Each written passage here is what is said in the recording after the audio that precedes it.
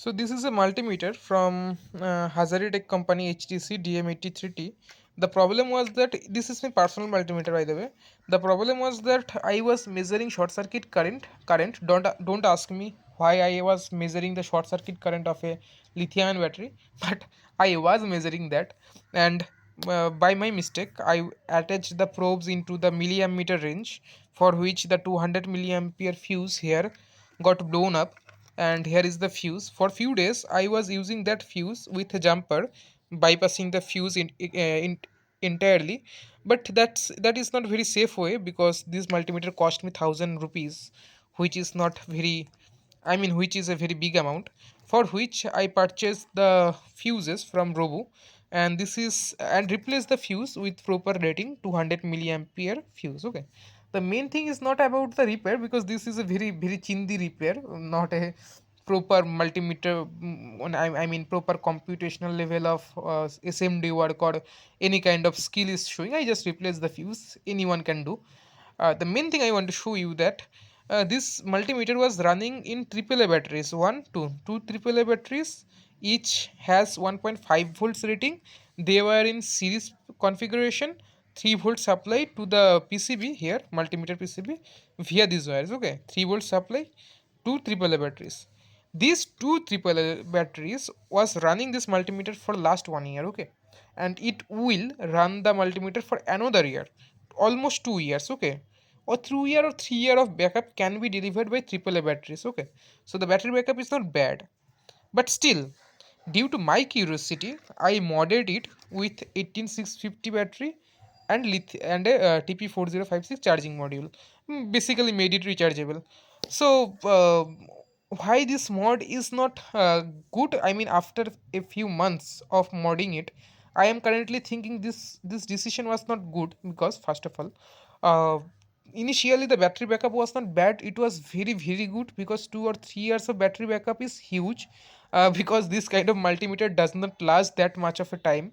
Technically is due to some kind of accident or whatever happened, humidity, mechanical shock, sometimes thermal shock, I guess. Due to this kind of things, this kind of multimeter can die within 5 years. So modding it with a 4056 and lithium ion battery is not a great option, I think, because battery backup was not bad initially. Still I did it. Whatever, there was a better way. If I really wanted to mod it to look cool, whatever, there was really a great way to do it. First of all, I should not I was I the thing was that I should be using a lithium polymer battery instead, because this huge capacity is not needed to this multimeter. This multimeter could work with small lithium polymer battery. So if I hide that battery under the multimeter, I mean in this particular area or this particular area, it will look good and space efficient. This kind of design is very ugly, first of all, but there is a benefit of this kind of design. I will show you after I screw up the multimeter and wrap it up with the cover of it, this silicone cover. So first of all, let me wrap it up, and I will show you after that. So after screwing it up and covering it with the proper silicone coverage or the protection material, the main benefit I want to show you, the benefit of this particular mod is basically the multimeter was very lightweight initially, but currently I have attached a 18650 battery behind it, and the battery is has much more weight, or if not more than most almost equal weight than with the multimeter. So if I use this stand right now as this, so the most of the weight, as the very much of the weight is with this particular stand.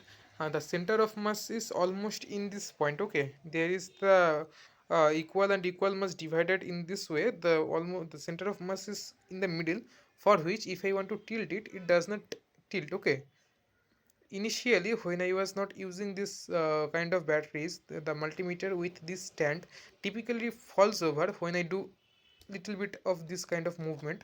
But with this proper battery attached to the back, the center of mass is much more lower. Initially it was up, for which it got tilt very easily, but right now it's lower, for which it does not tilt. Okay, that's the most helpful, I mean the most best, I'm sorry, that's the most important thing or most helpful thing of my mod, because the main purpose of it was basically make it rechargeable, which is not meaningful to me right now.